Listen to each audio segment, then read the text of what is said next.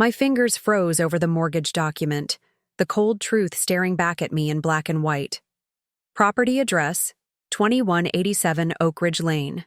Borrowers, Richard and Diana Reynolds. And there at the bottom, current lien holder, Rebecca Reynolds. Me. I owned my parents' house. The same parents who'd just handed my sister Valerie a check for $175,000, my grandmother's inheritance, while I sat across the table with nothing but lukewarm coffee and a thank you for your service card 3 months after returning from my final deployment. Hey, I'm Rebecca, Army veteran, former combat medic, and apparently the last person my family expected to come back whole. And this story? It starts with sacrifice and ends with the moment I realized sometimes the strongest weapon isn't the one you fire. It's the one you never knew you had. Before I tell you how I ended up holding the mortgage to my childhood home, drop a comment letting me know where you're watching from. Maybe you're like me, sitting in a too-small apartment wondering if your family ever really saw you. Or maybe you're just here for the moment when they realized exactly who they'd underestimated. I never planned to buy my parents' mortgage. Just like I never planned to spend 8 years in the Army, or to come home to find my sister living in our grandmother's house while my parents explained that circumstances had changed and that Valerie needed the inheritance more than I did. After all, what did I need money for?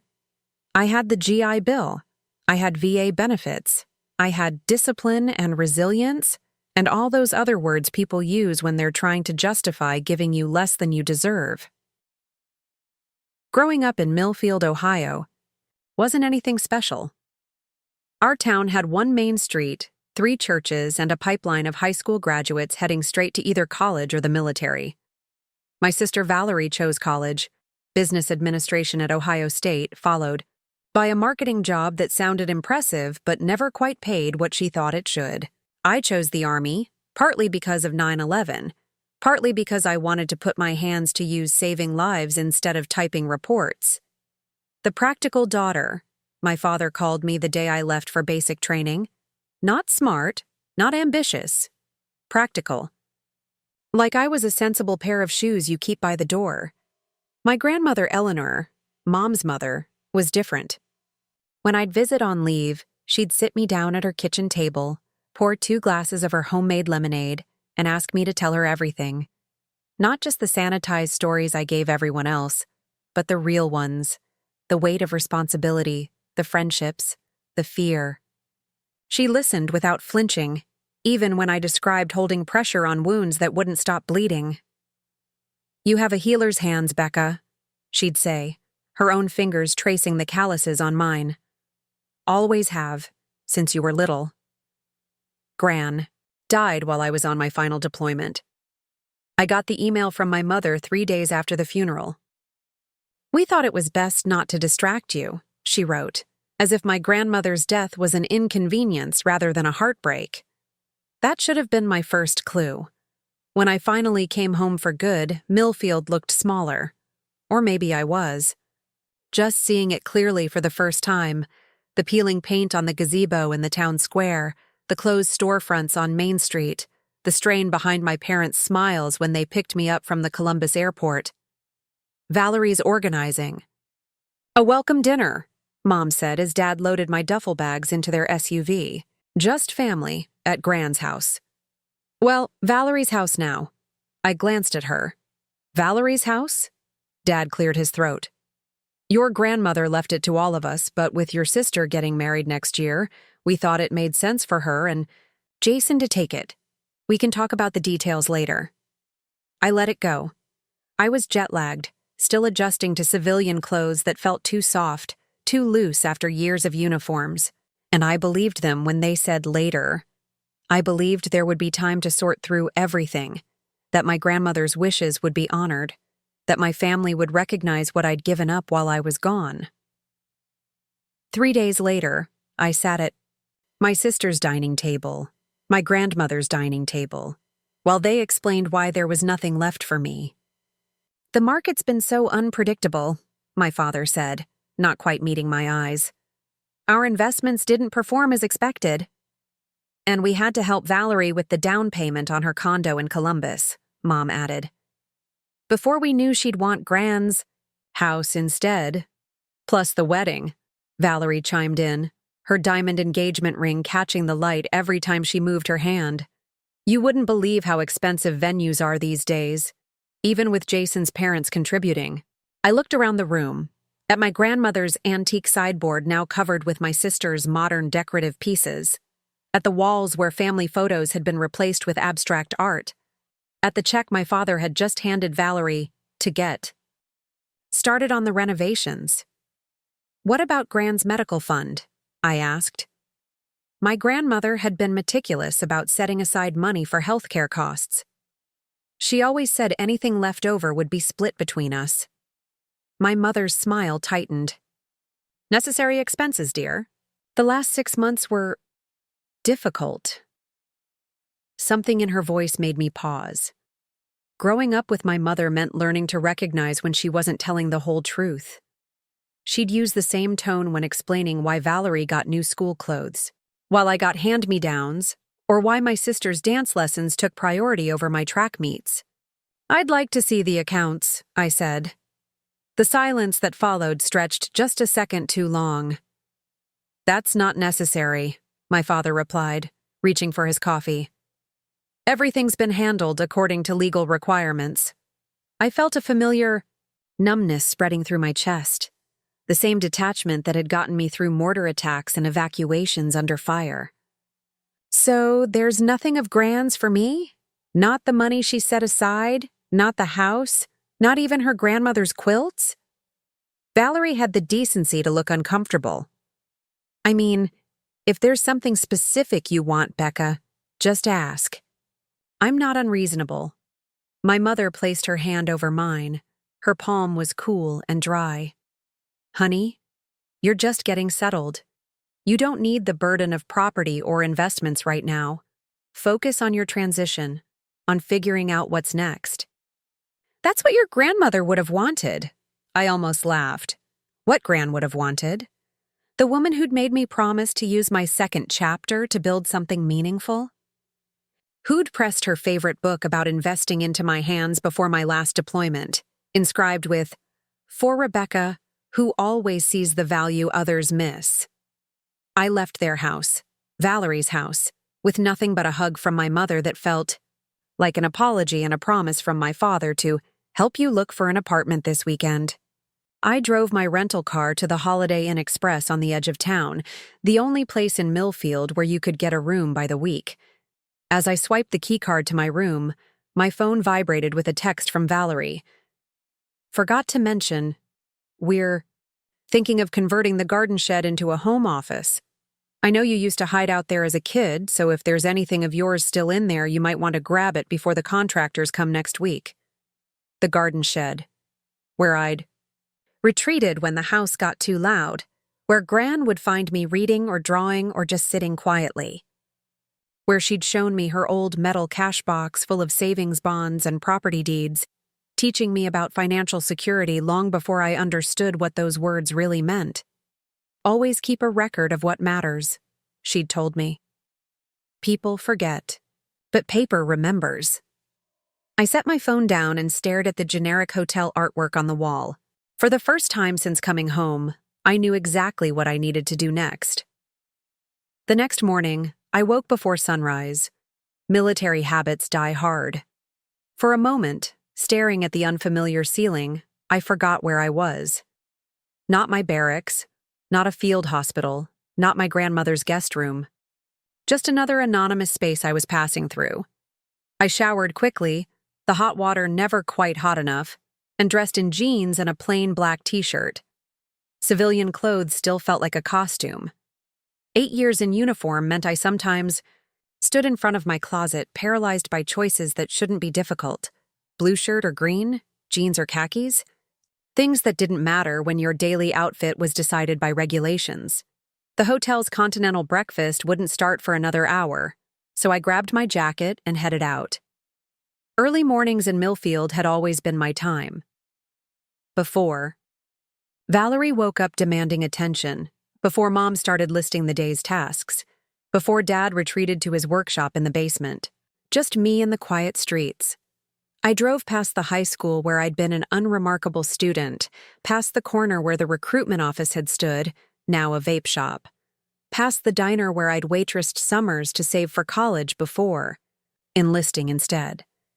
Everything familiar yet distant, like looking at old photographs of yourself and wondering who that person really was. Without consciously deciding, I found myself turning onto Maple Lane, the street behind my grandmother's property. I parked a few houses down and walked the rest of the way, morning dew soaking into my sneakers. The back gate creaked the same way it always had. Gran had refused to oil it, saying it was her intruder alert system. The garden was already showing signs of neglect. My grandmother had tended these beds with a devotion that bordered on obsession, knowing the name and needs of every plant. Now weeds pushed between the hostas, and the rose bushes stretched untrimmed toward the fence. And there at the back of the yard stood the shed. Not the flimsy aluminum kind you buy at hardware stores, but a solid structure my grandfather had built decades ago, with real windows and cedar shingles that had weathered to a soft gray. Gran had called it her thinking house and kept it filled with books, old photographs, and treasures that didn't fit inside the main house. After Grandpa died, when I was 11, she'd turned it into a refuge for me too. "You and I are the same, Rebecca," she'd said once. "We need quiet to hear ourselves think." I tried the door, expecting it to be locked, but the handle turned easily. Inside, dust motes danced in the beam of light from the small east-facing window. The air smelled of cedar and old paper, and something indefinable that was purely Gran. I stood motionless, letting memories wash over me. Afternoons reading on the worn armchair while rain pattered on the roof. Gran teaching me to use her old Polaroid camera. The summer I'd hidden here after breaking my arm, ashamed of my tears until Gran found me and said that pain deserved its voice. Everything looked untouched, as if Valerie hadn't even bothered to explore what she was planning to demolish. Bookshelves lined one wall, still packed with Gran's eclectic collection. Medical textbooks next to mystery novels, next to biographies of women who'd changed history. Her old desk stood beneath the window, its surface clear except for a ceramic mug full of dried-up pens. I ran my fingers along the desk's edge, remembering how Gran would sit here writing letters, real letters on stationery, not emails or texts, to old friends and distant relatives. Sometimes she'd let me add a postscript at the bottom, my childish handwriting a stark contrast to her elegant script. The desk had 3 drawers. The top 2 held what you'd expect: paper clips, stamps, notepads, old greeting cards she'd saved. But Gran had always kept the bottom drawer locked, the key on the chain around her neck alongside her wedding ring. "That's for important papers," she'd told me. Boring adult things. The last time I'd visited her, 2 weeks before my final deployment, she'd removed the key from her neck and pressed it into my palm. "Just in case," she'd said, closing my fingers around it. "Life is uncertain, Rebecca, and you're the only one who thinks like I do." I'd taken the key more to ease her mind than anything else, adding it to my keychain alongside my car and apartment keys. I hadn't thought about it again until this moment. With a jolt, I realized I was still carrying it. During deployment, I kept my personal keys in the inside pocket of my rucksack, a small connection to the life I'd left behind. Now I pulled out my keychain and found it, small, brass, ornate for something so functional. The lock turned smoothly. Inside the drawer lay a leather portfolio, its surface cracked with age. As I lifted it out, a sealed envelope fell onto the desk. My name was written on the front in my grandmother's handwriting. My hands trembled slightly as I broke the seal. Military training teaches you to control your emotions, to compartmentalize under pressure. But this was Gran reaching out from beyond, and all my training couldn't stop the tightness in my throat. "My dearest Rebecca," the letter began. "If you're..." Reading this, I'm gone, and you've remembered where to look. Good girl. You always did pay attention to the things others missed. I sank into the desk chair, the paper crinkling slightly in my grip. I've watched you grow into a woman of strength and compassion, choosing a path of service that few understand. What you've given to others can never be measured. But I worry that your giving nature makes you vulnerable to those who would take advantage. Even family. Especially family. My chest tightened. Gran had seen it too then. The way my parents deferred to Valerie's needs and wants. The way I'd learned to expect less, to ask for less, to need less. Your mother and father love you, but they've always found it easier to love Valerie's demands than your quiet competence. They think because you don't ask, you don't want. Because you don't complain, you don't feel. Tears blurred the words for a moment. I blinked them away, unwilling to miss a single one of Gran's final thoughts. I've made provisions for both my granddaughters in my will, equal shares, as is right.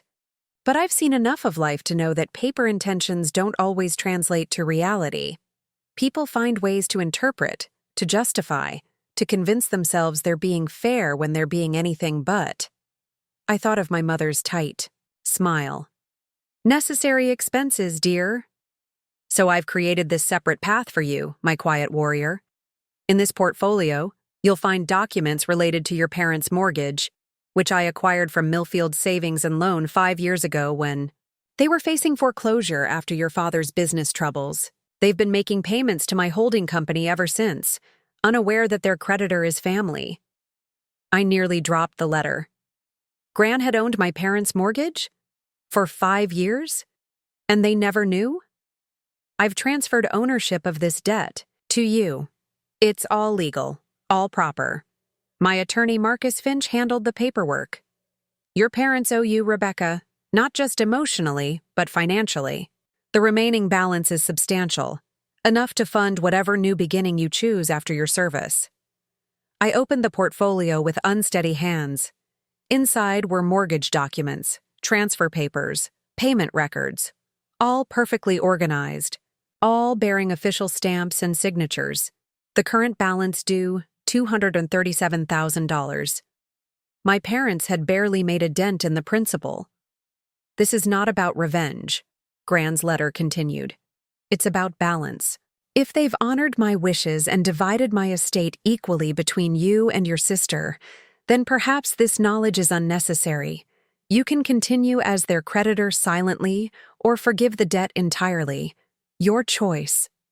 The corner of my mouth lifted in a bitter half-smile, as if there had been any equal division.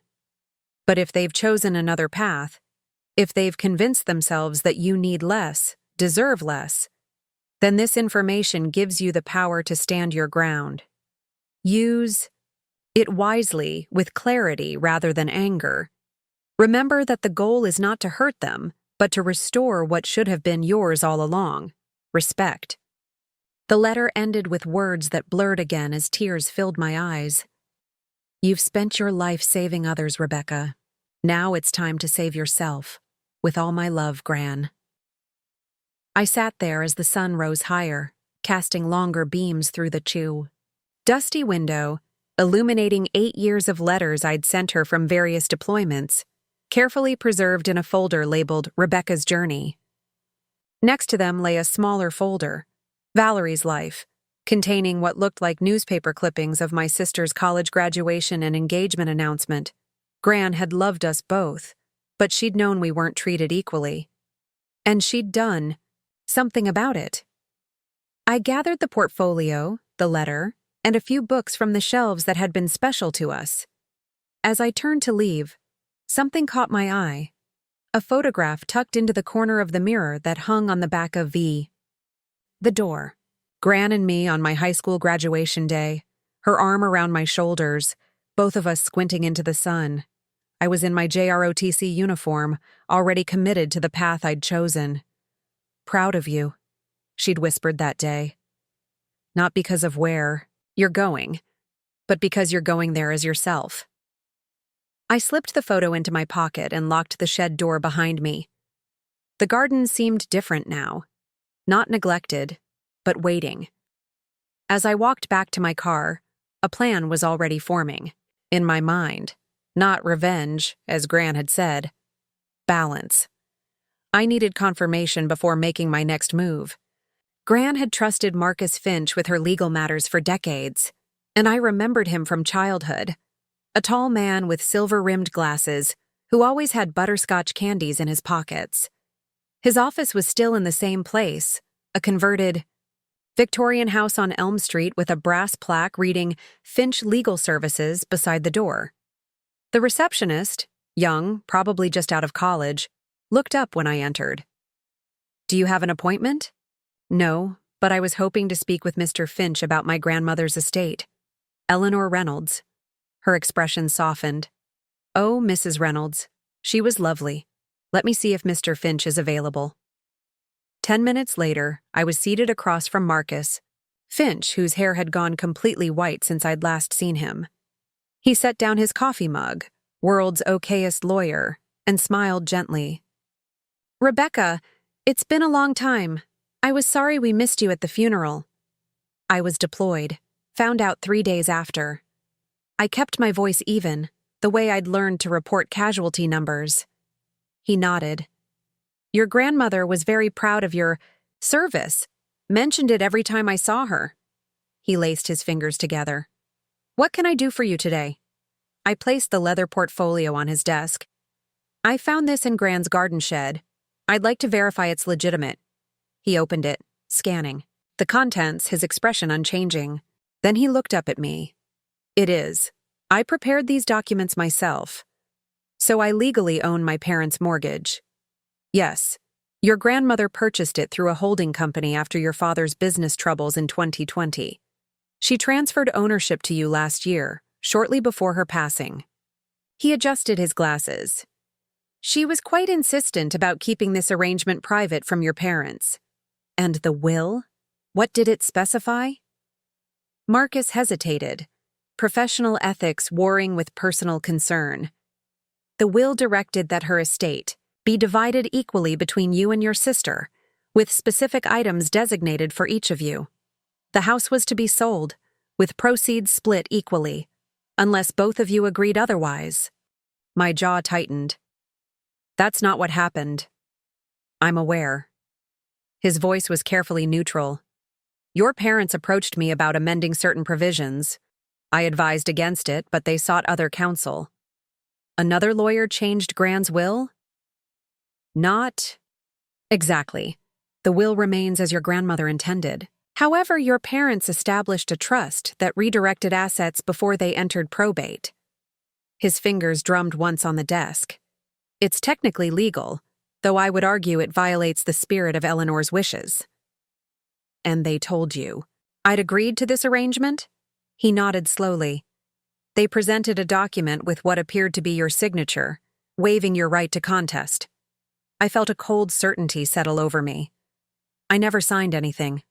Marcus removed his glasses, polishing them with a handkerchief, a gesture that seemed designed to give him time to think. "That would be problematic. Forgery of such documents is a serious matter." I leaned forward. "Who was their lawyer?" "Howard." "Greenberg. Your mother's cousin, if I recall correctly. Family helping family. Except I apparently didn't count as family when inconvenient. What are my options?" Marcus replaced his glasses. "You could contest the trust arrangement, citing forgery. It would be messy, potentially criminal. Or," he gestured to the portfolio, "you could leverage your position as their creditor." "I could foreclose." He didn't answer directly. "As mortgage holder, you have certain rights. You also have the ability to modify terms, require additional paperwork, or indeed call the loan. Do if certain conditions are met." He paused. "What do you want from this, Rebecca?" The question caught me off guard. In the military, what you wanted rarely mattered. Only the mission, the objective, the next task. I'd gotten used to setting aside personal desires. "I want what was promised to me," I said finally. and I want them to acknowledge what they did. Marcus nodded. Then I suggest we start with a review of the loan terms. Your parents have been making minimum payments, mostly covering interest. There's a clause allowing for inspection of the property to ensure it maintains adequate value as collateral. Perhaps it's time for an inspection. I felt a smile form, not happy, but determined. I'd like to be present for that. That can be arranged. Shall we say tomorrow afternoon? I'll have my assistant contact them with official notice. When I left Marcus's office, the sun was high overhead, the spring air warmer than it had been that morning. I walked down Main Street, past the hardware store where Dad bought his supplies, past the beauty salon where Mom got her hair done every month. Places that held the familiar rhythm of Millfield, a rhythm that had continued without me all these years. My phone buzzed. My father. Found a couple apartment options for this weekend. Let me know when you're free to look. I didn't respond. Instead, I turned toward the Veterans Affairs office I'd spotted during my early morning drive. It was time to stop letting others decide my path. The VA office was small but efficient, staffed by a middle-aged woman named Denise with short gray hair and a Marine Corps pin on her lapel.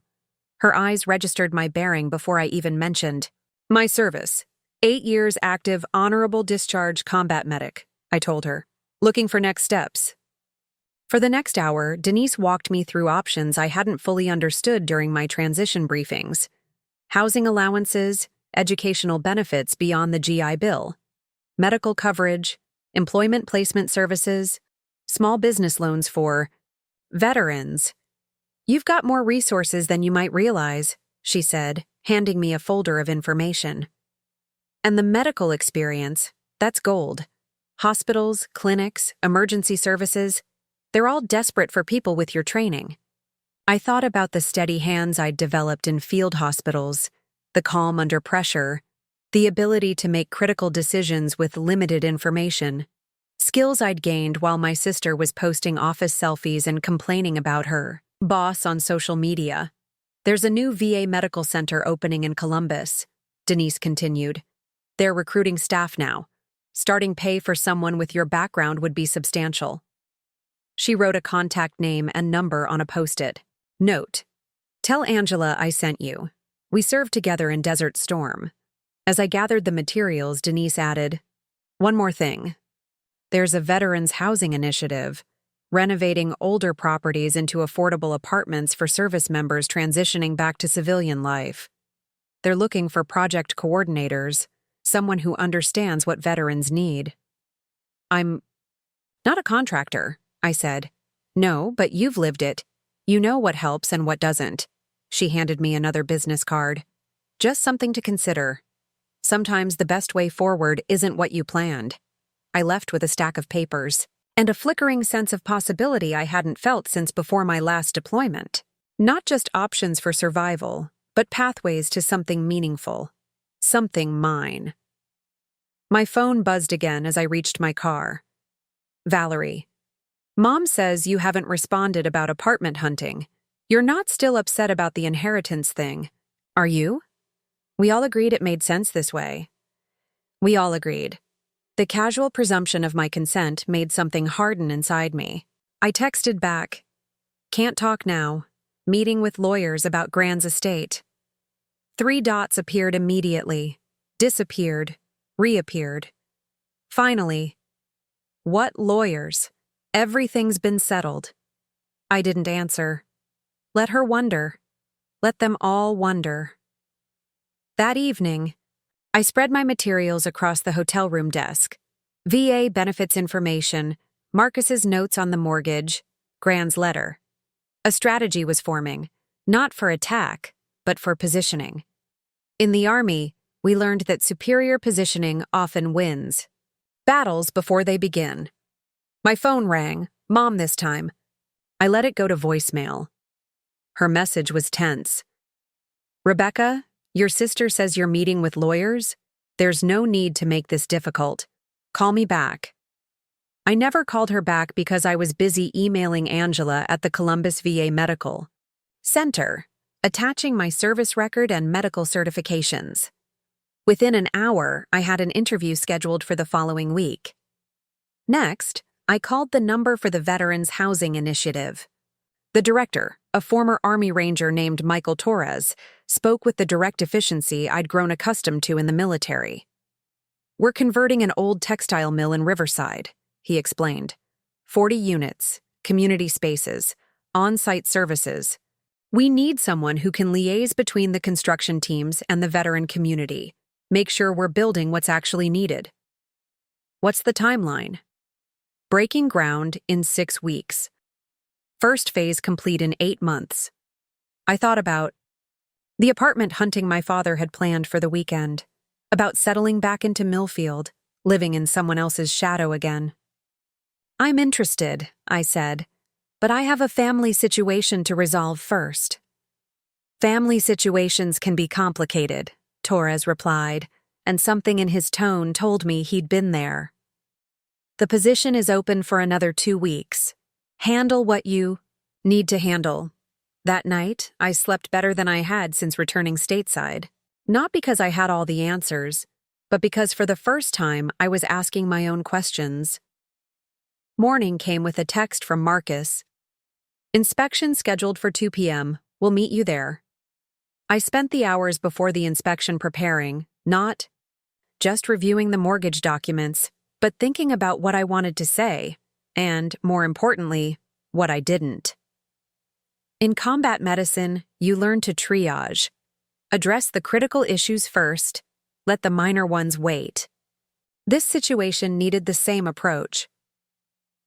At 1:55 p.m., I parked across the street from my parents' house, the 2-story colonial where I'd grown up, with its white clapboard siding and black shutters.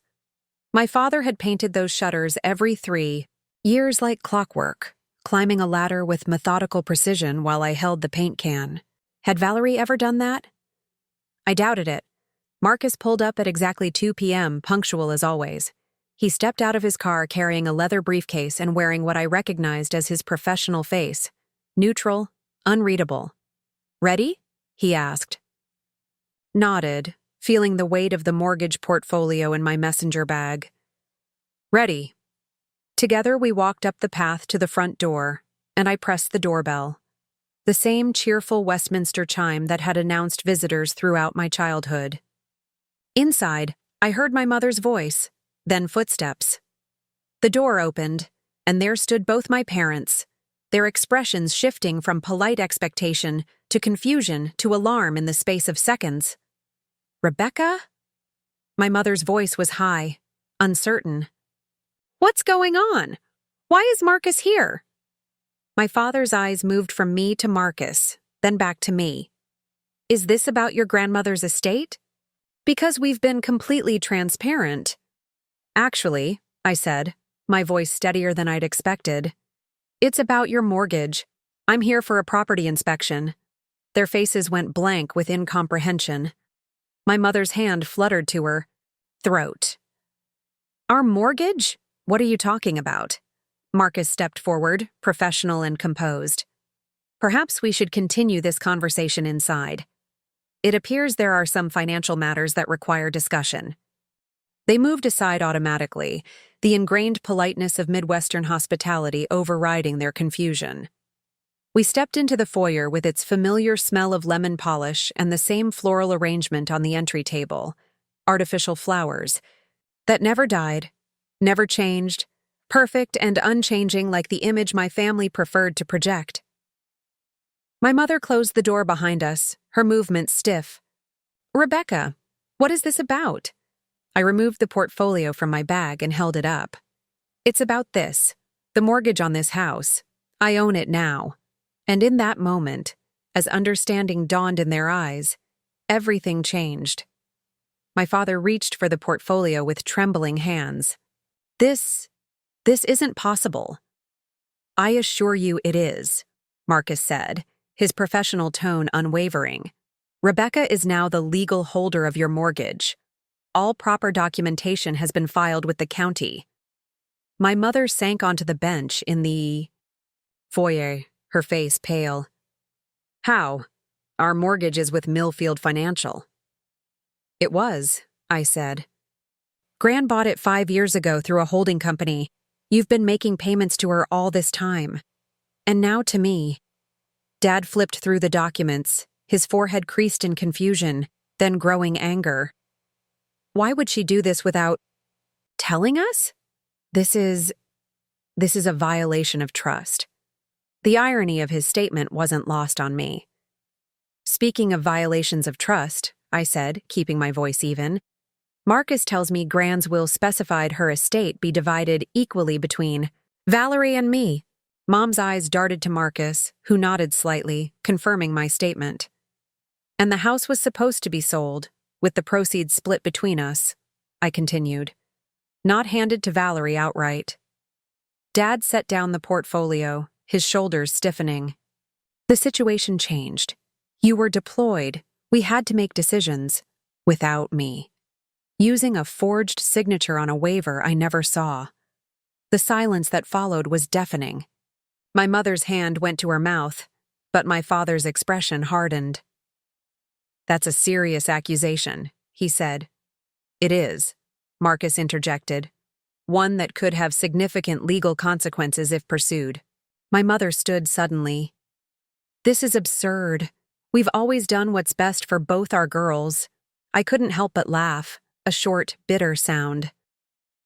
Is that what you call giving Valerie everything and me nothing? What's best? Your sister has needs, responsibilities, Mom countered. A career to establish, a wedding to plan. You have the military, your benefits. I have 8 years of service, I interrupted. 8 years of missed holidays, birthdays, funerals. 8 years of putting my life on hold while Valerie built hers. And I come home to find you've given her my inheritance too. Dad stepped between us. We didn't think you'd want the burden of property management while transitioning back to civilian life. You didn't ask what I wanted. You decided for me, like always. I moved toward the living room, still furnished with the same beige couch and matching armchairs I remembered from high school. The only difference was the large framed photo above the fireplace, Valerie in her graduation cap and gown, beaming, between our parents. I scanned the walls and surfaces, looking for any trace of me. There was a small photo of me in uniform on a side table, half hidden behind a decorative vase. As the mortgage holder, I said, I'd like to inspect the property. Starting with the upstairs, my parents exchanged worried glances. Rebecca, this isn't necessary, Mom began. We should sit down, talk this through like adults. I am being an adult, I replied. I'm exercising my legal rights as your creditor. I headed for the stairs, Marcus following at a respectful distance. My parents trailed behind, whispering urgently to each other. I ignored them, climbing the steps with determined strides. The upstairs hallway was lined with more family photos, a visual timeline of our lives. Valerie's milestones dominated. Dance recitals, school awards, college, graduation. I appeared occasionally, usually at the edges. I pushed open the door to my old bedroom, expecting to find it preserved as I'd left it, or perhaps converted to a generic guest room. Instead, I found storage space, boxes stacked against the walls, old furniture draped with sheets, holiday decorations in clear plastic bins. You turned my room into an attic, I said flatly. We needed the space, Dad replied, defensive. You've barely visited in years. I walked to the center of the room, surveying what remained of my childhood. Most of my possessions were packed away, unimportant enough to keep accessible but too sentimental to discard entirely. Something about the sight made my chest ache, more than any inherited house or money could explain. And Valerie's room? I asked, already knowing the answer. Mom shifted uncomfortably. She stays over sometimes when visiting from Columbus. It made sense to keep it ready. I moved down the hall and opened the door to my sister's room. It was exactly as I remembered. Lavender walls, queen-sized bed with a tufted headboard, vanity table with cosmetics neatly arranged. A shrine to the daughter they valued, while the other was boxed away, out of sight. My hand fell to my side. I think I've seen enough. As we descended the stairs, the front door opened, and Valerie walked in, halting abruptly when she saw us. Her eyes widened as she took in the scene. Marcus with his briefcase, our parents looking shaken, me standing on the middle step like a stranger in my own home. "What's going on?" she asked, her voice rising slightly. "Mom, why is Marcus here?" My mother tried to answer, but the words seemed stuck in her throat. My father stepped forward, placing a protective arm around Valerie's shoulders. "Your sister has discovered that your grandmother made her the holder of our mortgage," he explained, his voice tight. "She's here conducting an inspection." Valerie's perfectly shaped eyebrows drew together. "What? That's not possible." She looked up at me. "Becca, what are you doing?" "Finding out the truth," I replied. "About Gran's will, about my forged signature, about the inheritance I never received." Her face flushed. "Is that what this is about? Money? After everything Mom and Dad have done for you?" I descended the remaining stairs until I stood directly in front of her. "What exactly have they done for me, Val? Given me a storage room while you keep your childhood bedroom? Handed you Gran's house while telling me there was nothing left for me?" "They supported your decision to enlist," she fired back. "Sent you care packages, worried about you constantly, while making sure I had nothing to come home to." Marcus cleared his throat. "Perhaps this conversation would be more productive with everyone seated. We have several matters to address." Reluctantly, we moved to the dining room, the same cherrywood table where I'd sat 3 days earlier, watching my father hand Valerie a check for renovations to Gran's house. Marcus laid out the documents in a neat row, explaining in clear, unemotional terms the current situation. As it stands, Rebecca now holds the mortgage on this property, with a remaining balance of $237,000. As the lien holder, she has several options, including maintaining the current payment schedule, modifying the terms, or in certain circumstances, calling the loan due in full. My father's face paled. "We don't have that kind of money liquid." "I'm aware," I said. "Just like I didn't have the money to find housing when I returned, which is why Dad was planning to help me find an apartment this weekend." Valerie leaned forward. "So what do you want? To throw Mom and Dad out of their home? Is that your idea of justice?" "No, it's not." I met her gaze steadily. "What I want is what Gran intended, my fair share of her estate. The half of the medical fund that should have been mine. My equal part of the house proceeds." My mother found her voice finally. "We use the medical fund for necessary expenses." "Show me," I interrupted. "Show me the receipts, the invoices, the statements. Prove to me that Gran's money went to her care and not to Valerie's condo down payment or wedding venue." The silence that followed told me everything. Marcus pulled out another document from his briefcase. I took the liberty of calculating what Rebecca's share of Eleanor Reynolds's estate would have been, based on the original will and accounting for all assets. He slid the paper toward my parents. "This figure represents half of the combined value of the house, investments, and remaining medical fund at the time of Mrs. Reynolds' passing." Dad looked at the number and swallowed hard. "This is more than we have available." "You have equity in this house," I pointed out, "and Valerie has Gran's house." My sister's eyes widened. "You can't expect me to sell Gran's house. Jason and I are already planning renovations. We've hired contractors." "Then you'll need to find another way to make this right," I said. "Or what?" Valerie demanded. "You'll force our parents into foreclosure? Ruin their credit? Destroy this family?" I stood up, placing both hands on the table and leaning forward. "This family was damaged long before today, Val. You just never noticed because you were the one benefiting." My father stood as well, his lawyer's mind clearly working through options. "What if we set up a payment plan? A second mortgage to give? Your share over time?" I shook my head. "That would take years, and I need to move forward with my life now." I looked at Marcus. Can we take a few minutes? He nodded, and I stepped into the kitchen, the heart of our home when I was growing up, where Gran had taught me to bake while Mom was driving Valerie to dance lessons or debate tournaments. The kitchen had been remodeled since I'd last seen, in new granite countertops, stainless steel appliances, a wine refrigerator where the old pantry had been.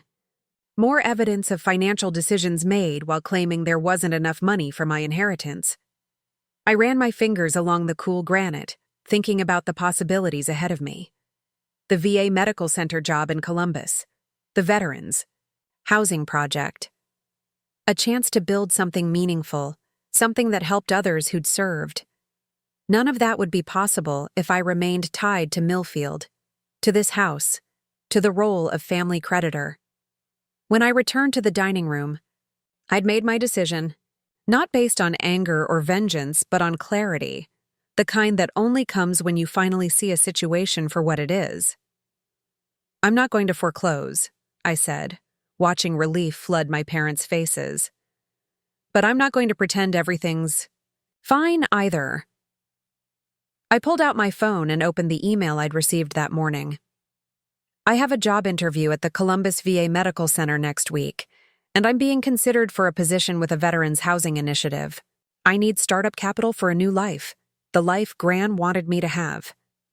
I looked at each of them in turn, my father with his calculating gaze, my mother with her nervous hands, my sister with her defensive posture.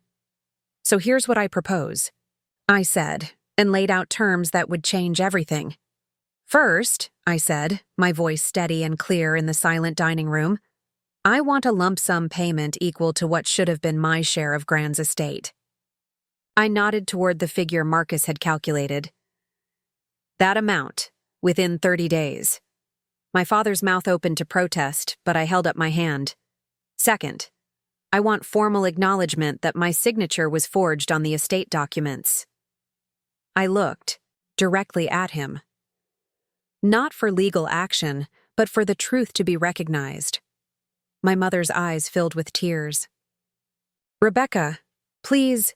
Third, I want Gran's personal journals, photographs, and the quilts she made. These weren't about money, but about connection to the one person who had truly seen me. They should have been mine from the beginning.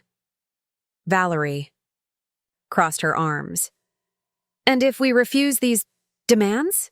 I tapped the mortgage portfolio. Then I exercise my rights as your creditor. I can call this loan due, force a sale, or significantly increase your monthly payments. You wouldn't, my mother whispered.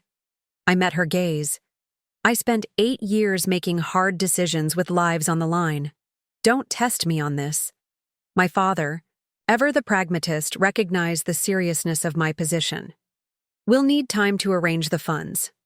30 days, I repeated. Marcus will draw up a formal agreement today. Once everything is fulfilled, I'll sign over the mortgage back to the bank. And then what? Valerie asked, her voice smaller than I'd heard it in years. You just leave? I already left, Val, 8 years ago. The difference is this time I'll be leaving on my terms, not yours. I stood, signaling the end of the discussion. Marcus has my contact information. I expect to hear from you within 48 hours with a plan for meeting these terms. As we walked to the door, my mother followed, reaching for my arm. Rebecca, honey, we never meant to hurt you. I stopped, turned to face her. That's the problem, Mom. You never meant to consider me at all. The drive back to my hotel was quiet, the afternoon sun slanting through the windshield as Marcus and I traveled in separate cars. I felt strangely light, as if I'd set down a heavy pack after a long march. Not triumphant, not vindicated, just unburdened. Back in my room, I spread the VA materials across the desk again. For the first time since coming home, I was planning rather than reacting. I sent an email confirming my interview at the medical center, then called Michael Torres about the Veterans Housing Initiative. We'd like to meet next week, he said. Show you the site, introduce you to the team. I'll be there, I promised. And meant it. The next day I drove to Columbus. Not for my parents or Valerie, but for me. The city sprawled along the highways, so different from Millfield's single main street and familiar rhythms. This was a place where I could start fresh, where no one had preconceived notions about who I was or what I deserved. I found an extended-stay hotel downtown, paid for a week in advance, and spent the afternoon exploring the neighborhoods near the VA Medical Center. Tree-lined streets with brick apartment buildings, coffee shops with outdoor seating, a farmer's market in a converted warehouse space, places where I could imagine building a life. My phone had been unusually quiet, no texts from Valerie, no calls from my parents. Just silence as they adjusted to the new reality I'd created. I used the time to focus on the interviews ahead, preparing answers to expected questions, researching the organizations I hoped would become part of my future. 3. Days later, the first interview came. Angela, Denise's contact at the VA Medical Center, was a no-nonsense woman with short gray hair and a firm handshake. She scanned my service record with the practiced eye of someone who'd seen hundreds like it. 8 years, 3 deployments, combat medic with additional training in trauma care, she summarized. Impressive. Thank you, ma'am. Don't ma'am me, she said, but with a smile that softened the words. We're civilians here. For the next hour, she walked me through the medical center's needs, the types of patients they served, the challenges they faced. It was more conversation than interview, 2 professionals discussing how to provide the best care possible. We need people who understand what our veterans have experienced, Angela said as we toured the facilities. Not just the medical needs, but the rest of it.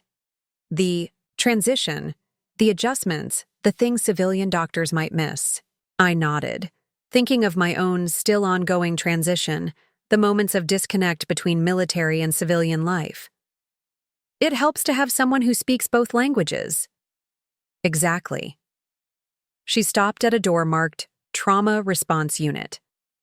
This is where we'd start you, given your background. Lead technician position, working with our trauma specialists. The salary she mentioned was nearly twice what I'd expected. Benefits, advancement opportunities, education assistance for further certifications. A real career path, not just a job. We can move quickly on this, Angela concluded. How soon could you start? The question caught me off guard. I'd been thinking in terms of weeks or months, not days. I have some personal matters to resolve, but I could be available within a month. Good. Let me know as soon as you've made your decision. As I left the medical center, my phone buzzed with a text from Marcus. Your parents have agreed to all terms. Documents being prepared. Just like that. No arguments, no negotiations, no attempts to reduce what they owed me. Either they recognized the justice in my claims, or more likely, they recognized they had no leverage. Either way, the outcome was the same. The next day brought my meeting with Michael Torres and the Veterans Housing Initiative. The old textile mill stood on the banks of the Scioto River, its brick facade weathered but solid. Scaffolding already surrounded portions of the building, construction equipment parked in what would eventually be a community garden. Michael met me at the entrance, a tall man with a military bearing that 8 years of civilian life hadn't erased. Rebecca, he greeted me with a nod. Ready for the tour? The interior was a work in progress. Concrete floors being poured, walls framed but not yet covered, electrical wiring exposed like the building's nervous system. But even in this skeleton state, I could see the potential. Each unit will be designed with veterans' specific needs in mind, Michael explained as we walked through the space. ADA compliance throughout, accommodations for PTSD triggers, community spaces for support meetings and social events. He showed me the plans for the first floor, a common area with comfortable seating, a resource center with computers and job search assistance, a medical office for regular check-ins without requiring travel to the VA center. The position where discussing would put you in charge of understanding and advocating for resident needs, he continued. Liaising between the construction teams, management, and the veteran community, making sure what we build actually works for the people who'll live here. Unlike the medical center position, this wasn't directly using my clinical skills. It was something different, combining my service experience with project management, community building, advocacy. It's part-time to start, Michael acknowledged. 20 hours a week during the construction phase, potentially growing to full-time once we're operational. The pay was less than the VA center offered, but still reasonable for the hours. And there was something compelling about being part of creating a space from the ground up, about helping shape an environment that could genuinely support veterans transitioning back to civilian life. You could do both, you know, Michael said, seeming to read my thoughts. Many of our team members work here and at the VA or other medical facilities. The schedules can be complementary. I hadn't considered that possibility, combining the clinical work that I was trained for with this more holistic approach to veteran support. It wasn't an either-or situation. I could do both. By the time I returned to my hotel that evening, my mind was racing with possibilities. For the first time since leaving the Army, I could see a future taking shape, one that built on my military experience rather than trying to erase it. One that created meaningful work from the skills I'd gained in service. I opened my laptop and began drafting emails to both Angela and Michael, expressing my interest in their positions and asking about the possibility of working with both organizations. As I wrote, I realized I was making plans that had nothing to do with my family's expectations or limitations. This was my life, my choices, my path forward. My phone rang. Valerie. I hesitated, then answered. Becca? Her voice was uncertain, lacking its usual confidence. I thought you should know. Mom and Dad are taking out a home equity loan to pay what they owe you, and she paused. I'm contributing part of my wedding fund. I hadn't expected that. Why?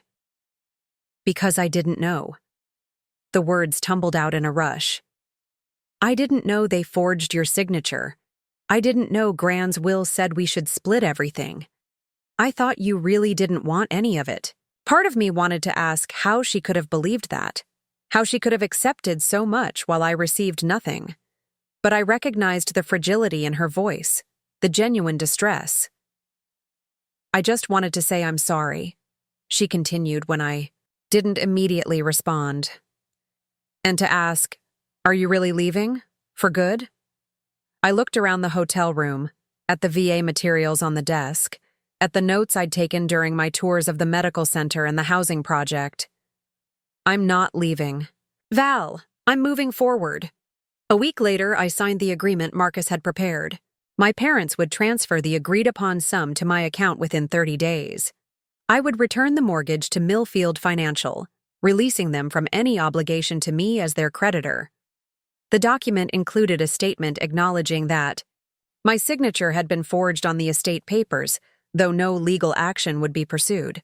As I watched my father sign his name with a slightly trembling hand, I felt no satisfaction, no vindication, just a quiet certainty that this chapter was closing, allowing a new one to begin. I've accepted positions at the VA Medical Center and with a Veterans Housing Initiative in Columbus, I told them. I start next month. My mother's eyes filled with tears. So far away. I almost laughed. After 8 years of deployments around the world, she considered a 2-hour drive far away. It's where I need to be, I said simply. That evening, I packed Gran's journals, photographs, and quilts into my car, the tangible connections to her wisdom and love that I'd reclaimed. Among the items my mother had silently handed over was a small wooden box I hadn't seen before, my name carved into the lid in Gran's distinctive handwriting. Inside, I found a folded piece of paper, a deed to 10 acres of land outside Columbus, purchased in my name 2 years earlier. Another gift Gran had set aside for me, Another piece of the future she'd envisioned while I was serving overseas. Attached was a short note. For when you're ready to build something of your own. Not a house, unless you want one, but perhaps a place of healing for others who have carried heavy burdens. Your hands were made for mending, Rebecca. Never forget that. I traced my fingers over her handwriting, feeling the plans within me shift and expand. Not just a job or an apartment in Columbus, but something more. Something mine. The land, combined, with my rightful inheritance and my new positions, opened possibilities I hadn't dared to imagine. As I closed the box, I realized Gran had given me more than material assets. She'd given me the tools to break free from patterns that had defined my family for generations, the assumption that quiet strength meant willing sacrifice, that speaking up for yourself was somehow selfish. I hadn't just reclaimed my inheritance, I'd reclaimed my voice, my agency, my future. And that was a transformation no one could take away from me. The funds arrived in my account exactly 28 days after the agreement was signed, slightly ahead of schedule, as if my parents were eager to close this chapter as quickly as possible. The sum was substantial, $213,475, my rightful share of Gran's estate. Combined with my military savings, it gave me the freedom to make choices based on what I wanted, not what I could afford. I found an apartment in a converted warehouse near the Scioto River, with exposed brick walls, tall windows, and a view of the water. It was nothing like the cramped quarters I'd known in the military or the suburban home I'd grown up in. It was entirely mine, a space that reflected no one's taste or history but my own. My first day at the VA Medical Center arrived, with the crisp certainty of a new mission. I dressed in scrubs that felt both familiar and strange after years in uniform, clipped my ID badge to my pocket, and drove through the early morning light to begin this next phase. Angela greeted me at the entrance, introducing me to the team, with the efficiency of someone who valued competence over ceremony. "This is Rebecca Reynolds," she told each person we met. "Combat medic, 3 deployments, trauma specialist. She'll be running the new rapid response protocols." By midday, I was already deep in patient assessments, my hands remembering skills. My conscious mind didn't need to direct. There was comfort in the routine, in knowing exactly what to do when an alarm sounded or a monitor beeped. But there was something new, too. The luxury of time. In combat medicine, everything was compressed, urgent. Here, I could follow patients through their recovery, see the results of interventions beyond the immediate crisis.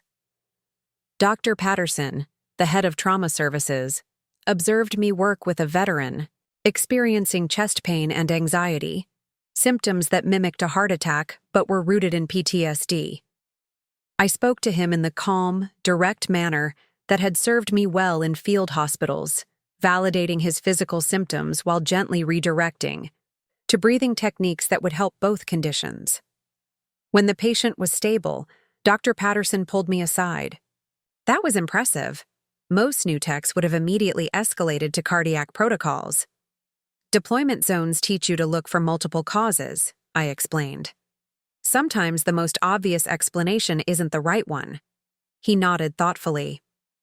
We have a staff meeting tomorrow on improving trauma protocols for veterans with combat-related PTSD. I'd like you to present some of your field experience. It wasn't a request. It was recognition. Of my expertise, my perspective, my value beyond following standard procedures. That evening, I stayed late preparing notes, drawing on experiences from dusty forward operating bases and makeshift field hospitals, places where medical textbooks met real-world constraints, where innovation wasn't academic but necessary for survival. The next morning, I stood before a room of doctors, nurses, and specialists, many with decades more formal education than I had, and shared what I knew. About recognizing hypervigilance disguised as aggression, about treating physical injuries while acknowledging invisible wounds, about speaking to patients in language that honored rather than pathologized their military experience. When I finished, the room was silent for a moment. Then Dr. Patterson stood. "This is exactly why we need staff with your background, Rebecca. You've just outlined improvements that would have taken us months of committee discussions to develop." By the end of the week, I'd been asked to join the protocol development team and to help train other technicians on veteran-specific approaches.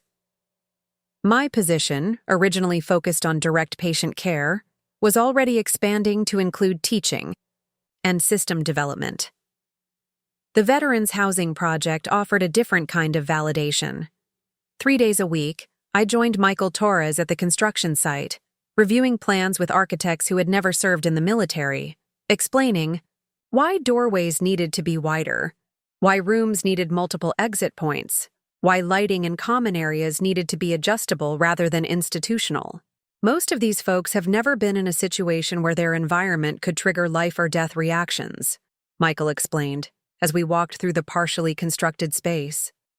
They need someone who can translate between veteran needs and building codes. I became that translator. When contractors suggested cost-saving measures that would have removed essential features, I stood firm. When designers presented beautiful but impractical plans, I redirected them toward functionality. My military experience, often viewed as a career interruption in civilian contexts, became my most valuable credential. Word spread among the veteran community in Columbus. Former service members began stopping by the construction site, curious about the project, offering suggestions and sometimes criticism. I listened to all of them, recognizing the common threads in their diverse experiences. A former Marine suggested dedicated spaces for service dogs. A Navy veteran emphasized the importance of soundproofing between units.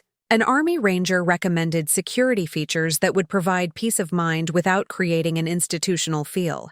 I incorporated their input into my recommendations, creating a design informed not just by my own experience, but by a chorus of voices that were too often ignored in civilian planning. The project began to feel like a mission shared among comrades rather than a job.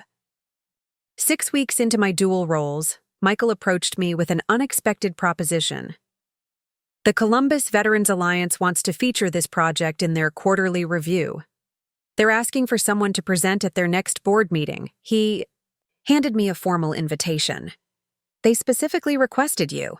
I looked at the letterhead, an organization with significant influence in funding veteran services throughout Ohio. Why me? You're the project director. Because you've become the voice of this project, Rebecca. You've turned a construction site into a community initiative. The board wants to hear directly from the person making that happen. The board meeting was held in a conference room overlooking the Columbus skyline, attended by business leaders, politicians, and military officers, with more stars on their shoulders than I'd seen outside of Pentagon briefings. I wore a blazer over a simple blouse, civilian enough to fit the setting but structured enough to honor my military background. My presentation was direct, focused on outcomes rather than aspirations. I showed before and after plans highlighting veteran-informed modifications. I presented budget analyses demonstrating how thoughtful design could prevent costly retrofits later. I shared testimonials from veterans who had already applied for residency, expressing hope for a living environment that understood their needs. When I finished, a silver-haired woman in an impeccable suit, introduced earlier as Congresswoman, Diane Foster, leaned forward. Ms. Reynolds, in 20 years of veterans advocacy, this is the most practical, well-considered housing approach I've seen. Who authorized this methodology? No one authorized it, ma'am, I replied. It emerged from direct consultation with veterans themselves. She exchanged glances with the board chairman. The federal VA has been trying to develop best practices for transitional housing for years. You appear to have done it in 6 weeks. With respect, Congresswoman, it's not about developing best practices. It's about listening to the people who will actually live in these spaces. The room fell silent. I wondered if I'd overstepped, spoken too directly to a member of Congress. But then she smiled, a genuine expression that transformed her political facade. "Exactly," she said. "Which is why I'd like you to join the State Advisory Committee on Veteran Affairs. We need voices like yours informing policy decisions." The invitation was unexpected, stunning in its implications. Not just a job or a project, but a platform to influence systems that affected thousands of veterans. After the meeting, Michael handed me a business card from the Congresswoman's aide. "They're serious about the advisory committee. It's a significant opportunity." "I'm not a politician," I said. "No, you're something more valuable. You're authentic. You speak from experience rather than talking points." That night in my apartment, I stood by the window overlooking the river, watching lights reflect on the water. In less than 2 months, I'd gone from homeless veteran sleeping in a hotel to respected professional with multiple roles and opportunities. Not because I'd changed who I was, but because I'd finally stopped apologizing for it. My phone chimed, with a text from Valerie. "Mom said you're working at the VA now? That's great. We miss you." I hesitated before responding. The anger that had fueled my confrontation with my family had faded, replaced by something more complicated. Not forgiveness exactly, but perspective. They were part of my past, not my entire story. Yes, VA Medical Center and a veterans housing project. Both going well. Her response came quickly. "That's amazing, Becca. You always were good at taking care of people." It was the first time she'd acknowledged any strength of mine that wasn't defined in relation to the family. A small recognition, but still significant. Another text followed. "Jason and I are looking at wedding venues in Columbus now. Maybe we could meet for coffee sometime when I'm in town." I set the phone down without answering. Reconciliation wasn't a simple yes or no proposition. It would come on my terms, in my time, if it came at all.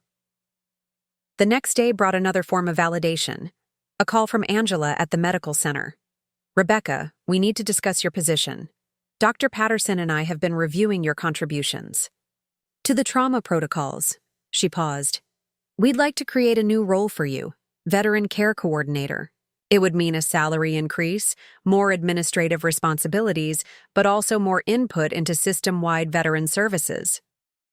"I've only been here 2 months," I said, surprised, "and you've already identified gaps in our care model that we've been overlooking for years. This isn't about time served, it's about impact." By the end of our conversation, I had a new title, a new salary, and a new scope of responsibility. Not because I'd campaigned for promotion or navigated office politics, but because I'd brought my full self, military experience and all, to the work. That evening, I drove out to the 10 acres Gran had left me. The land sat on a gentle rise, bordered by oak trees on one side and open fields on the other. In the fading light, I walked the perimeter, feeling the soil beneath my boots, imagining possibilities. Not just a house for myself, as Gran had suggested, but perhaps something more.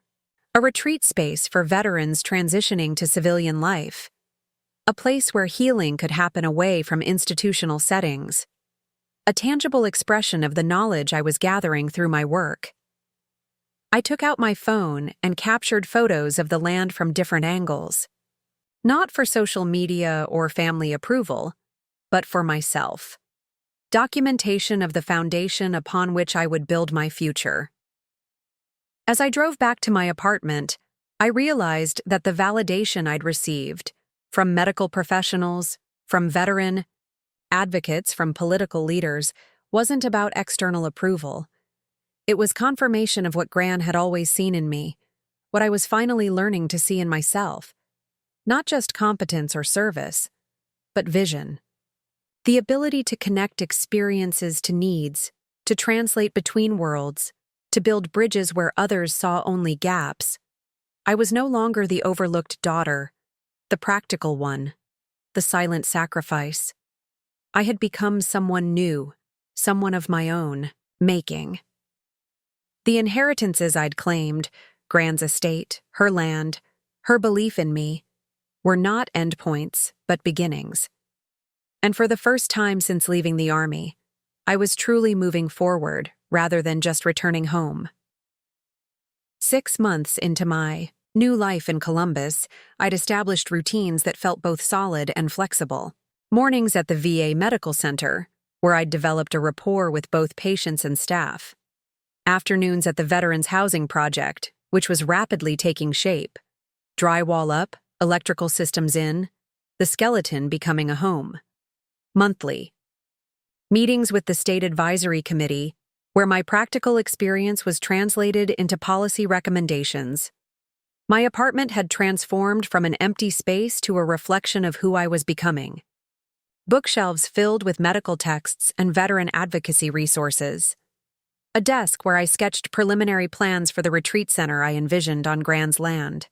Photos I'd taken during deployments, not the harrowing moments but the quiet ones. Sunrises, over desert mountains, fellow medics sharing coffee, children waving from village doorways. Reminders that even in difficult circumstances, there was beauty and connection. I'd settled into a rhythm that felt right, a life built around purpose rather than obligation. Which is why the wedding invitation caught me off guard. It arrived. On a Tuesday, an expensive cream envelope with flowing calligraphy addressing it to Rebecca Reynolds and guest.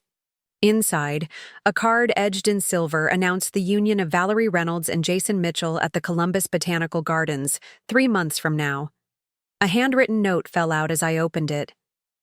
Becca, I know things are still complicated between us, but I can't imagine this day without you there. Would you consider being my maid of honor? Love, Val. I set the invitation on my kitchen counter and stared at it while making dinner, as if it might transform into something less complicated if I gave it enough time. Valerie's overtures had continued over the months, casual texts about her life, questions about mine, invitations to coffee when she visited Columbus to meet with wedding vendors. I'd responded minimally, neither encouraging connection nor cutting it off entirely. But this was different. Being maid of honor meant standing beside her, affirming her choices, participating in family photos that would hang on walls for decades.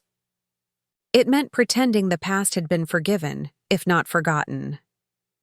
That night, I called Kate, a fellow veteran I'd met through the housing project who had become the closest thing to a friend I'd made in Columbus. So your sister wants you to be her maid of honor after they stole your inheritance, she summarized after I explained the situation. That takes some nerve.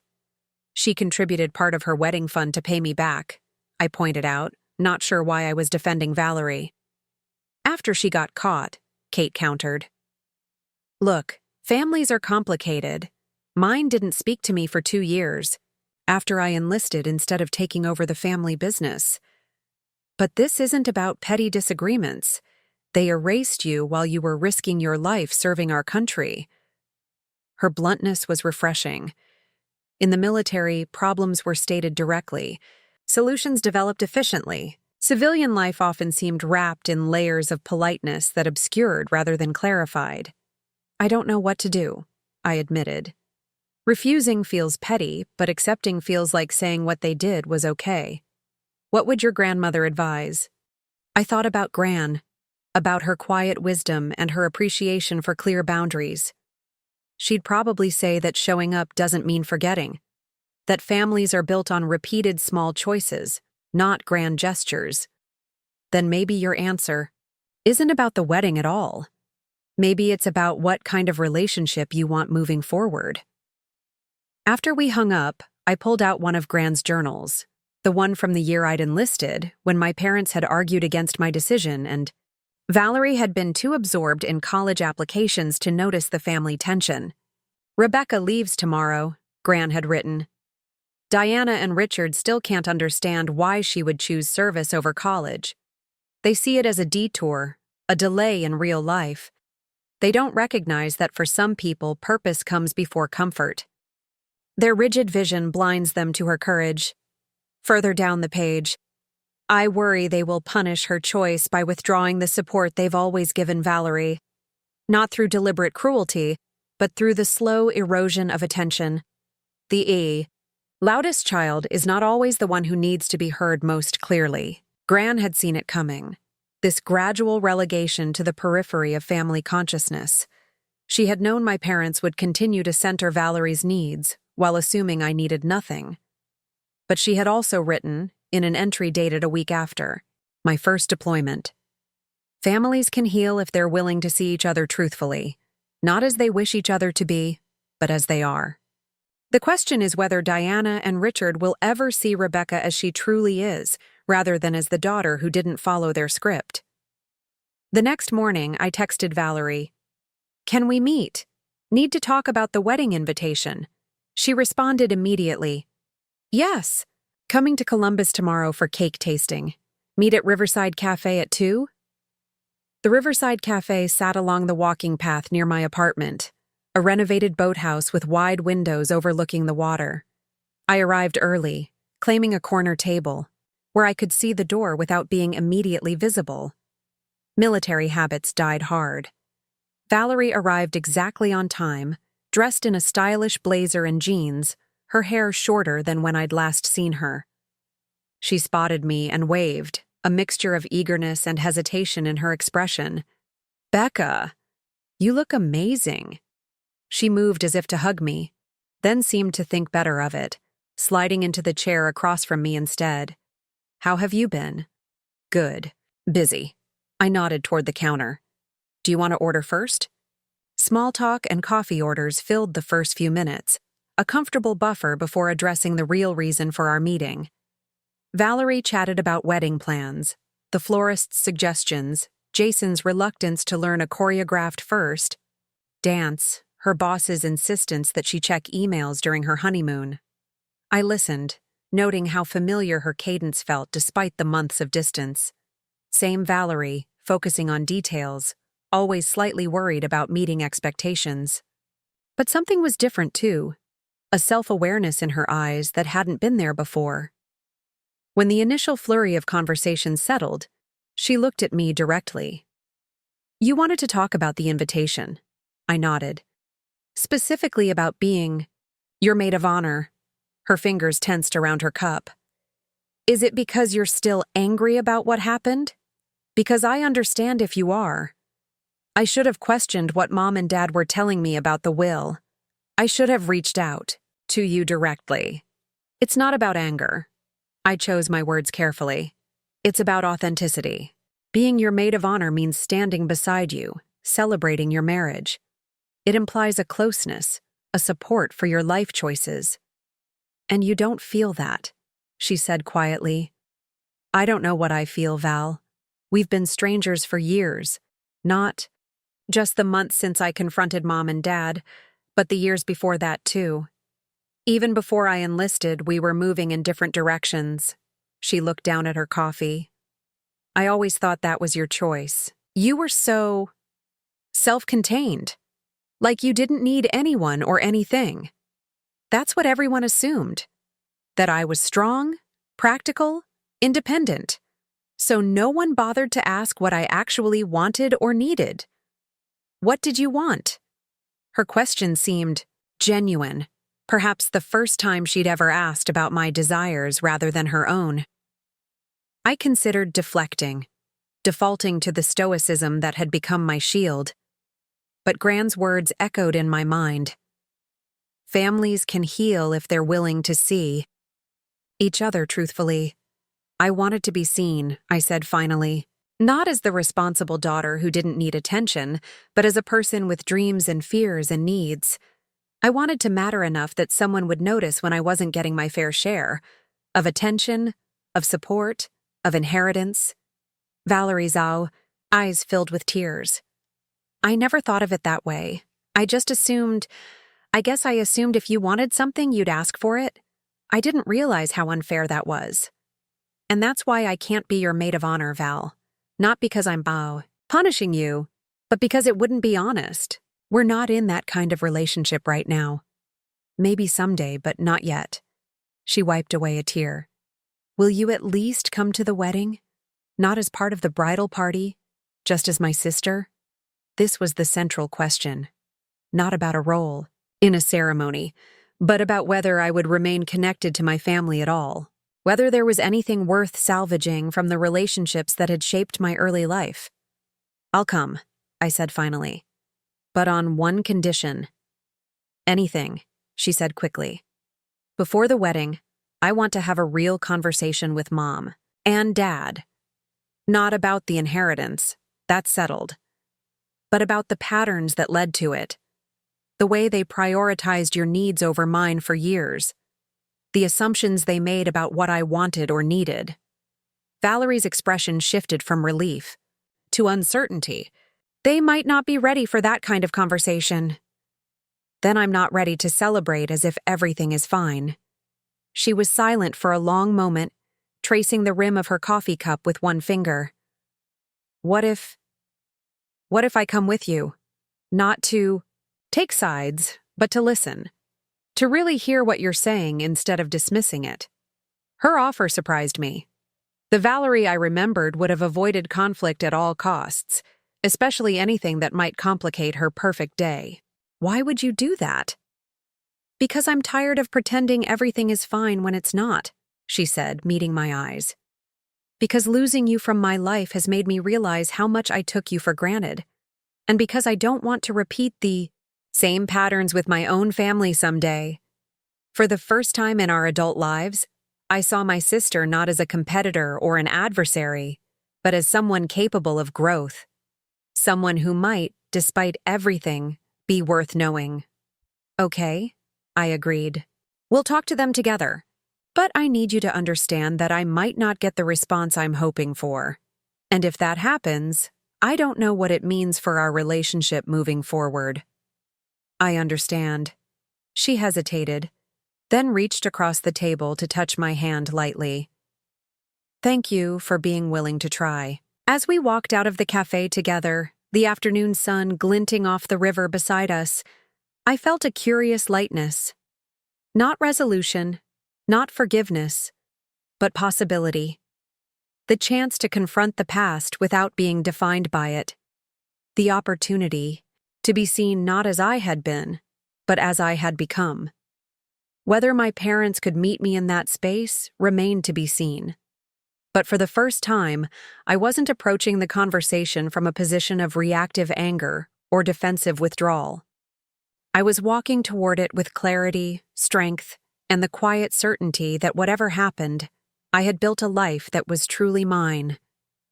The confrontation that lay ahead wasn't about punishing them for past failures. It was about establishing new terms for future connection, or the awareness that such connection might not be possible at all.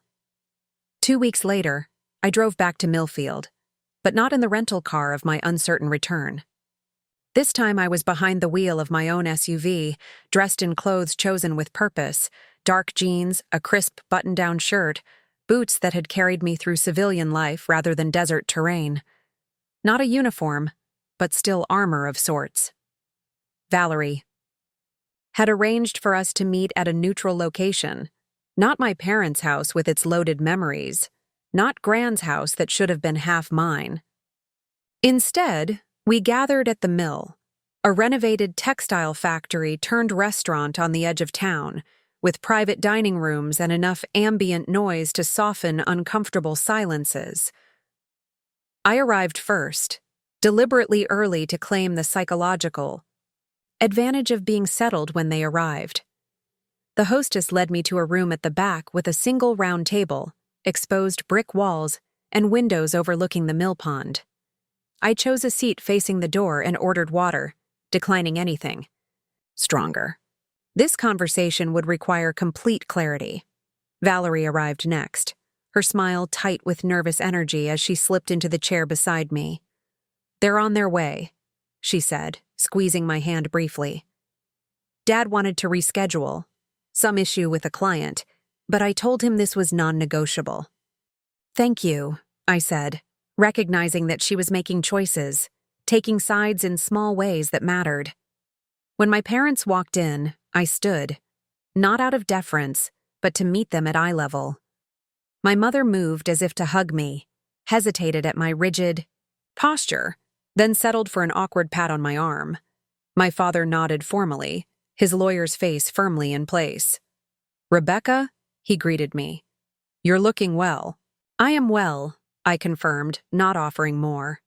We ordered food, a necessary ritual that none of us would remember eating, and exchanged stilted pleasantries about the weather, the restaurant's renovation, the changes to Millfield's main street. Surface conversation that skimmed above the depths we had gathered to explore. When the server had delivered our meals and retreated, I set down my fork and looked directly at my parents. "Thank you for agreeing to meet today. I know it's not easy." My father cleared his throat. "Valerie indicated that you wanted to discuss family matters before the wedding." I nodded. "Not the inheritance. That's settled. But the patterns that led to it. The way our family has functioned all these years." My mother's hand fluttered to her throat, a nervous gesture I remembered from childhood. "Darling, every family has its dynamics. We've all moved past what happened." "Have we?" I asked quietly. "Or have we just stopped talking about it?" Valerie set down her glass. "Mom, Dad, Becca has something important to say. I think we should listen."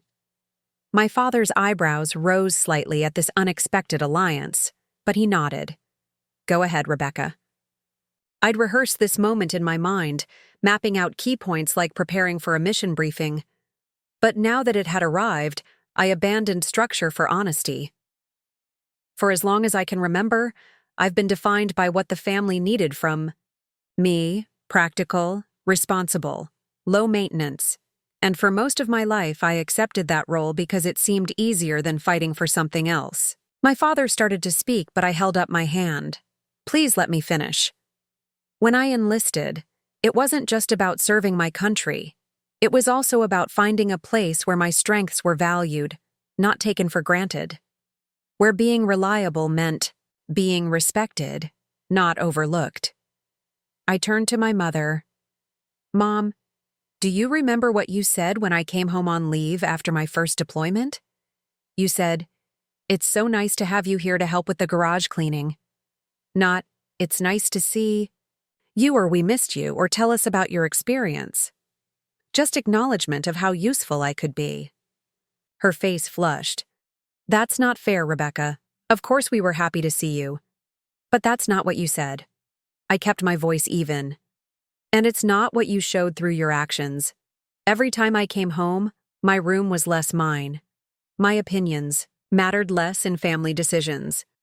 My absence became my defining characteristic." My father leaned forward, defensive but controlled. "You chose to be absent, Rebecca. You chose a path that took you away from this family." "I chose to serve," I corrected him. "I didn't choose to be forgotten. I didn't choose to have my signature forged on legal documents. I didn't choose to be written out of my grandmother's legacy." A heavy silence fell over the table. Valerie touched my arm lightly, an unexpected gesture of support. "We made mistakes," my father acknowledged finally. "The situation with your grandmother's will, we handled that poorly. But you have to understand, we were trying to do what made sense for everyone." "For everyone? Or for Valerie?" I asked directly. Because from where I stood, it looked like everyone didn't include me. My mother's eyes filled with tears. "We never meant to hurt you, Rebecca. We didn't think you needed what Valerie needed. You were always so self-sufficient, so capable." "That's not a justification for inequality, Mom. That's the problem itself. You decided what I needed without ever asking me." My father shifted uncomfortably. "What exactly are you looking for here, Rebecca? We've paid the financial settlement. We've acknowledged the mistake with the will. What more do you want from us?" It was the central question, the one I'd been asking myself since Valerie had proposed this meeting. What did I want? Not money, not apologies, not promises that might never be kept. "I want recognition," I said finally, "not just of what happened with Grand's estate, but of the patterns that have shaped our family for years. I want you to understand that your choices affected me, that they continue to affect me. and I want us to decide, consciously and honestly, what kind of relationship we want moving forward. My mother wiped away a tear. Of course we want a relationship with you, darling. You're our daughter. Being your daughter by birth doesn't automatically dictate the relationship we have as adults, I said gently. That's something we choose and build together. For the first time since we'd sat down, my father's professional facade cracked. He looked older suddenly, vulnerable in a way I hadn't seen since I was a child. I don't know how to fix this, Rebecca. I don't know what you need from us. It was perhaps the most honest thing he'd ever said to me, an admission of uncertainty rather than a declaration of what was best for everyone. I don't need you to fix anything, I replied. I need you to see me. Not as the daughter who enlisted, or the sister who wasn't here, or the practical one who doesn't need attention. Just me, as I am now. Valerie spoke up, her voice stronger than I'd expected. I think what Becca is saying applies to me too. You've always seen me as the one who needed protecting, supporting, prioritizing, but that created imbalance, and it wasn't fair to either of us. Our parents looked between us, perhaps truly seeing us as individuals rather than roles for the first time in years. We can do better, my mother said softly. We want to do better. My father nodded, less certain but equally sincere. Tell us, how?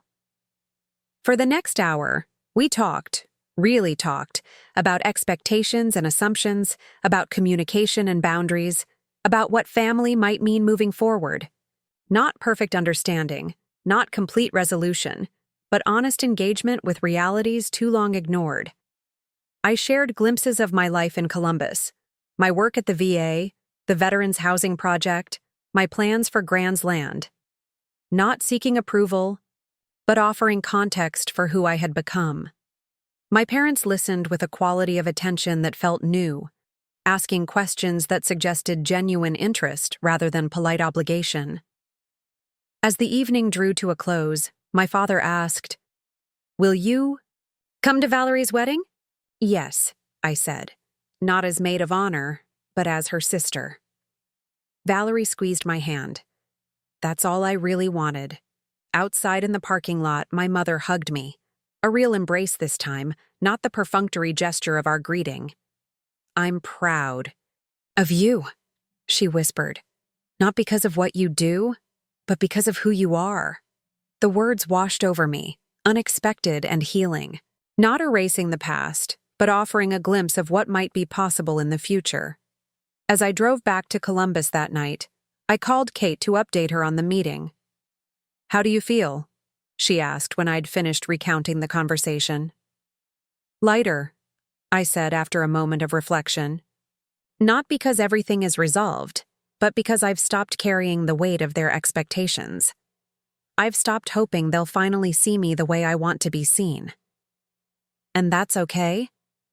It is, I realized.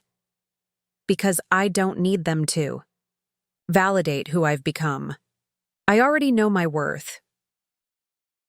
The next morning, I met with the architect who'd been helping me develop plans for Grand's Land. We walked the property together, mapping out where buildings might sit, how spaces might flow into one another. "It's ambitious," he said, reviewing my vision for a retreat center focused on veterans transitioning to civilian life. Combining residential spaces with therapy areas, communal gathering places, and outdoor healing gardens. You're essentially creating a community, not just a facility. That's exactly the point, I explained. Transition isn't just about finding a job or a place to live. It's about rebuilding a sense of purpose and belonging. He nodded, making notes on his tablet. With your background in both medical services and housing design, plus the connections you've made through the advisory committee, you're uniquely positioned to make this work, but it won't be easy. The best missions never are, I replied, using the language of my military life to frame this civilian endeavor. Over the following weeks, the plans took shape, both on paper and in reality. Congresswoman Foster introduced me to potential donors interested in veteran causes. Michael Torres connected me with construction firms specializing in adaptive spaces. Angela from the VA helped develop protocols for integrating medical services with residential support. What had begun as a vague idea inspired by Grand's note became a concrete project with timelines, budgets, and committed partners. Not just a dream, but a legacy in the making, one that honored Grand's belief in my ability to build something meaningful. 2 months later, I stood on the land as the first ceremonial shovel broke ground on what would become the Eleanor Reynolds Veteran Transition Center. Cameras flashed, local news recorded, and a small crowd of supporters applauded as I described the vision behind the project. Among those gathered were unexpected faces, my parents standing quietly at the back, Valerie beside them recording the sigh. Moment on her phone. Not center stage, not controlling the narrative, but present and witnessing this triumph that belonged wholly to me. After the ceremony, my father approached, hesitant but determined. "Your grandmother would be proud," he said simply. "Not just of this project, but of who you've become." "I know," I replied, the certainty in my voice requiring no external validation. She always saw what was possible, even when others didn't. As the crowd dispersed and I stood alone on what would become the center's main building site, I felt Grand's presence more strongly than I had since finding her letter in the garden shed. Not as a ghost or a memory, but as a continuation, her vision flowing through me into something new, something needed, something uniquely mine. The inheritance I'd fought for had never been about money or property. It had been about claiming my right to create something lasting from the strengths I'd developed, the experiences I'd gathered, the wisdom I'd earned through service and struggle.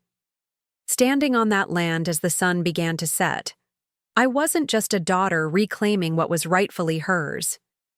I was a builder, a healer, a bridge between worlds that too rarely connected. I was exactly who I was meant to be, not defined by family expectations or military rank or professional title, but by purpose freely chosen and fully embraced. And that was a triumph no one could ever take away. 18 months after the groundbreaking ceremony, I stood on the front porch of the Eleanor Reynolds Veteran Transition Center, watching the autumn leaves drift across the newly landscaped grounds. What had once been empty acreage was now a thriving community.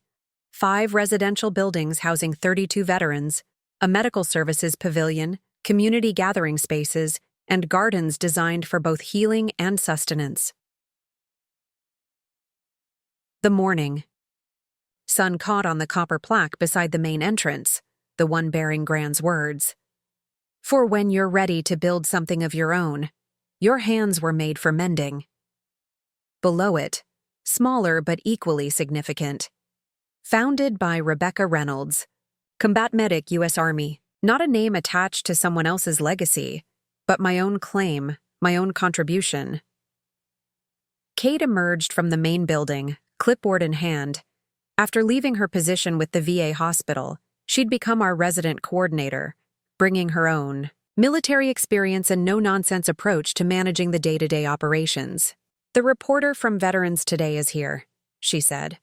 "Ready to give them the tour?" I nodded, smoothing my hands down the front of my blazer. Media coverage had become routine as the center gained recognition, but I still prepared for each interview, with the same attention I'd once given to mission briefings. "Let's start with the community kitchen," I suggested. "The cooking program has been especially successful." As we walked through the center, I narrated its evolution for the reporter, from concept to reality, from bureaucratic challenges to unexpected breakthroughs. I introduced her to residents who shared their stories of transition, of finding purpose again, of building connections in a space that understood their unique experiences. "The most revolutionary aspect isn't the buildings," I explained as we toured the therapy gardens where residents grew vegetables for the kitchen and flowers for the community table. "It's the approach. Veterans aren't treated as patients or clients here. They're community members, contributors, experts in their own experience. The reporter nodded, making notes. Several similar centers are being planned across the country. I understand. Based on your model. Yes, I confirmed. We're consulting on 5 projects currently, helping them adapt our framework to their local needs and resources. What I didn't mention was how those consulting fees, along with grants and partnerships, had created a sustainable foundation for our work. The inheritance that had once seemed like an endpoint had become seed money for something far more valuable, a mission that extended beyond myself, beyond Gran's vision, into a future I couldn't fully see but had helped to shape. After the interview, I returned to my office, a simple space with windows overlooking the gardens, decorated with photographs of residents and staff working together, building something new from the fragments of their military lives. My phone buzzed with a text from Valerie. Happy birthday, Becca. Don't forget dinner tonight. Jason's making his famous lasagna. I smiled, both at the message and at the realization that this year, everyone had remembered my birthday without prompting. Not because I'd demanded recognition, but because our relationships had slowly restructured around mutual respect rather than established patterns. Valerie and Jason now lived in Columbus, their lives intertwined with mine in ways I couldn't have imagined during those tense days of confrontation. They'd been among the first donors to the center, contributing not just money but time. Jason's legal expertise helping navigate zoning challenges, Valerie's marketing skills elevating our profile with potential supporters. My relationship with my parents had evolved too. Not perfect, not always easy, but honest in ways it had never been before. They visited the center regularly, my father offering financial advice for our expansion plans, my mother leading art therapy sessions that drew on her long-abandoned degree in fine arts. They were learning to see me clearly, and I was learning that forgiveness didn't require forgetting, that boundaries could create space for healing rather than separation, that family, like identity, could be reclaimed and rebuilt on new terms. That evening, I left work early to meet with the architect about Phase 2, a specialized wing for female veterans, a demographic often overlooked in traditional services. The plans were ambitious but achievable, built on the foundation of what we'd already accomplished. As I drove to Valerie's for dinner, I reflected on the journey that had brought me here. Not just the external milestones, the confrontation with my family, the reclaiming of my inheritance, the building of the center, but the internal transformation that had given those actions meaning. I had become someone new, not by erasing my past, but by integrating it. The military precision that had once set me apart from my family now informed my leadership style. The quiet observation skills that had made me seem detached now helped me recognize needs others missed. The resilience that had been born of invisibility now sustained me through challenges that would have once seemed overwhelming. Turning into Valerie's driveway, I noticed extra cars parked along the street.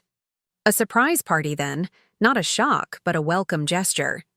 Inside, familiar faces greeted me, Kate and other staff from the center, veterans who had become friends, Michael Torres and Angela from my early days in Columbus, even Congresswoman Foster, who had become a fierce advocate for our work, and in the corner, my parents, now looking genuinely happy to see me, to witness this gathering of people who valued me for exactly who I was. As the evening progressed, toasts were offered, gifts exchanged, stories shared, not just celebrations of what I'd accomplished, but recognition of the community that had formed around a shared vision of healing and transition. Later, as the party wound down, I stepped onto Valerie's back porch for a moment of quiet. The night air was cool, stars visible above the city lights. I thought about Gran, about how she had seen possibilities in me that others had missed, how she had made provision for a future she wouldn't witness. My father joined me, 2 glasses of scotch in hand. He offered one silently, and I accepted, a small ritual we'd developed over months of careful reconnection. I've been thinking about your grandmother a lot lately, he said after a moment. About the ways she planned for both you girls, even when we couldn't see it. I nodded, waiting for him to continue. She saw you clearly, Rebecca. More clearly than your mother and I did. He looked out at the darkened yard rather than at me. Still easier for him to speak difficult truths without direct eye contact. I think she knew you would need different support than Valerie. Not because you were stronger or more independent, but because the world would ask different things of you. She set up safeguards, I acknowledged. The mortgage, the land deeds hidden in the garden shed. Ways for me to claim what should have been mine all along. Yes. He turned to face me now. But I've come to realize that the greatest inheritance she left you wasn't financial. It was the certainty that you deserved to be seen for who you are, not for what others needed you to be. It was perhaps the most insightful thing my father had ever said to me, an acknowledgement not just of past mistakes, but of present understanding. I'm still learning that lesson, I admitted, still figuring out how to be visible without apology. You're doing better than most of us, he said with unexpected warmth. Building something that matters, helping others find their way forward. Eleanor would be proud. I am proud. We stood in companionable silence after that, sipping scotch and watching the night deepen around us. Not perfect reconciliation, not complete understanding, but genuine connection. The kind built on seeing truth rather than maintaining illusions. Inside, I could hear laughter, conversations overlapping, the sounds of people who had found community in unexpected places. My community, built not from obligation or inheritance, but from choice and vision and persistent effort. The next morning, I recorded a short video for the center's website, sharing updates on our expansion plans and thanking supporters who had made our work possible. As I spoke, I realized I was addressing not just current donors and participants, but future ones. People who might find hope in our story, who might see their own potential reflected in what we had built. When I started this journey, I concluded, looking directly into the camera, I thought it was about reclaiming what was rightfully mine, an inheritance, a recognition, a place in my family. What I discovered was that the most valuable inheritance isn't what's given to you, but what you build for yourself and others. I paused, thinking of all the veterans who had found new purpose within our community, all the families who had reconnected across the divides of military service and civilian life. If you're watching this and feeling overlooked, undervalued, or forgotten, know this. Your worth isn't determined by others' recognition. Your strength isn't diminished by others' failure to see it. Your path forward doesn't depend on anyone's permission but your own. I gestured to the center visible through the window behind me. This place exists because one woman, my grandmother, believed in possibility. Because she saw value where others saw only what was useful. Because she understood that healing happens in community, not in isolation. Another pause, this one deliberate, making space for the message I most wanted to convey. Whatever you're building, whether it's a relationship, a career, a home, or a legacy, build it with conviction. Not with anger at those who didn't see your worth, but with certainty in your own vision. Because the greatest triumph isn't proving others wrong, it's proving yourself right. I smiled, genuine and direct. If my story has resonated with you, if you see yourself in this journey from invisibility to purpose, I invite you to join our community. Subscribe to our channel for more stories of transformation and healing. Share your own experiences in the comments. Support our work if you're able.